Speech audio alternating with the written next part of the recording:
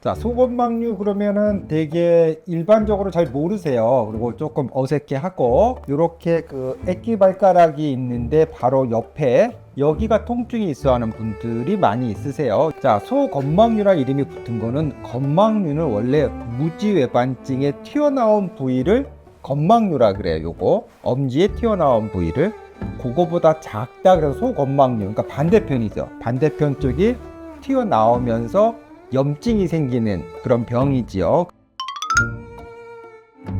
애기발가락이 아픈데 뭐 티눈 때문에 아픈지 뭐 신발 같은 거를 잘못 신고 아니면 발가락의 변형 이렇게 생각하는 경우가 있는데, 물론 변형은 변형이에요. 근데 이제 가장 큰 원인은 발 자체가 약간은 이제 여기에 있는 중족골이라고 하는 뼈가 튀어나오면서 생기는 거거든요. 그 다음에 영향을 주는 것 중에 하나는 맞지 않는 신발을 신는 경우가 요거에 해당이 됩니다. 그래서 일단은 환자분들이 뭘 잘못 안다는 것보다는 잘 모르시고 그 다음에 옆에 있는 것에 되게 익숙해하지 않으세요. 대개는 이제 증상이 크지 않은 경우에도 그냥 아프지만 그냥 방치하는 경우가 너무 많아요. 그래서 그런 부분들이 좀 안타깝습니다.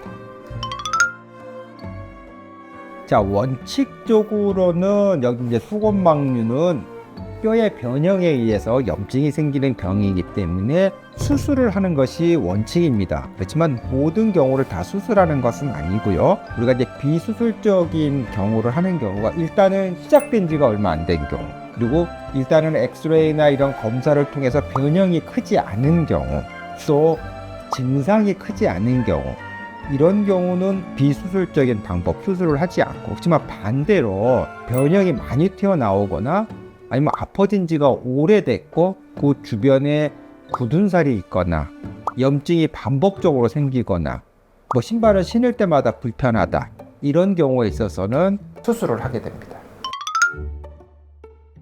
튀어나온 부분을 편편하게 절제를 해주고 그 다음에 그것만 갖고 부족해서 중족골 헤드라고 해서 중족골두라고 하는 부분인데, 그 부분을 절골술, 그러니까 뼈를 중간을 잘라서 안으로 밀어주는 절골술 및 내고정술을 동반하게 되죠. 그러니까 어떻게 보면 무지외반증 수술과 굉장히 유사한데요. 유사하지만 수술의 크기라고 생각하면 조금 그럴지 모르지만 좀 작죠. 그거보다는 좀 작고 그거보다는 훨씬 더 간단한 수술입니다.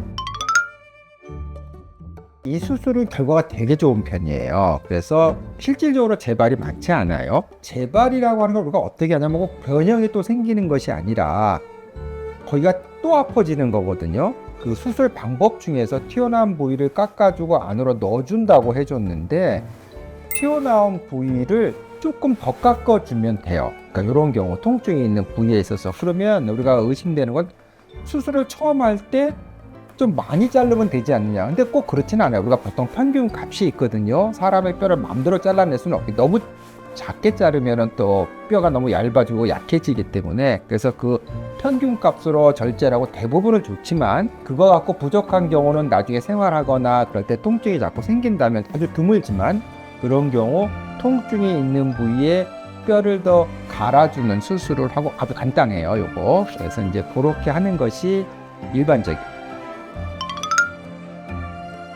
수술이 끝나고 나서 일단 교정을 했잖아요.